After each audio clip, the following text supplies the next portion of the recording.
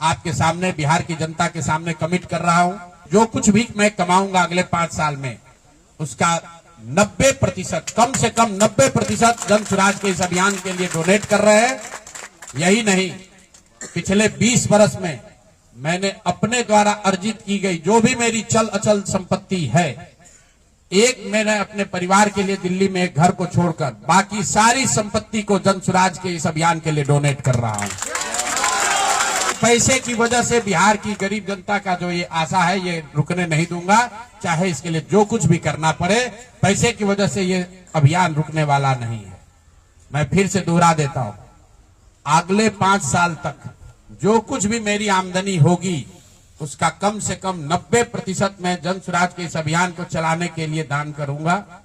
और दूसरा, पिछले 20 वर्ष में जो कुछ भी मैंने कमाया है, मेरी जो चल अचल संपत्ति है, उसमें अपने परिवार के लिए घर को छोड़कर बाकी सब कुछ जरूरत के मुताबिक जन स्वराज को डोनेट कर दिया जाएगा। इसके साथ ही मैं आपके जरिए बिहार की जनता से, जन स्वराज से जुड़े हुए लोगों को ये आह्वान करना चाहता हूं, आप भी संकल्प लीजिए।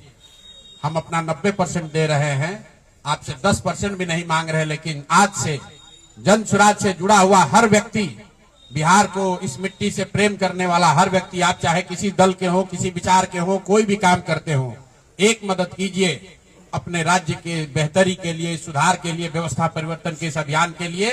कम से कम 1000 रुपया जरूर आप डोनेट कीजिए। 1000 रुपया जन स्वराज को जरूर दीजिए।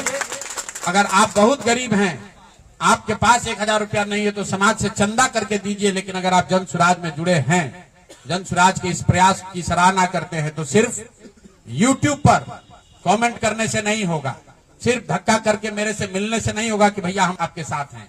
अब 1000 रुपया का कंट्रीब्यूशन आपको करना है। मेरा विश्वास है कि बिहार के 13 करोड़ जनता में से अगर 1 करोड़ लोगों ने भी 1000 रुपया का योगदान कर दिया, तो अगले 5 साल तक इस अभियान को कोई रोक नहीं पाएगा।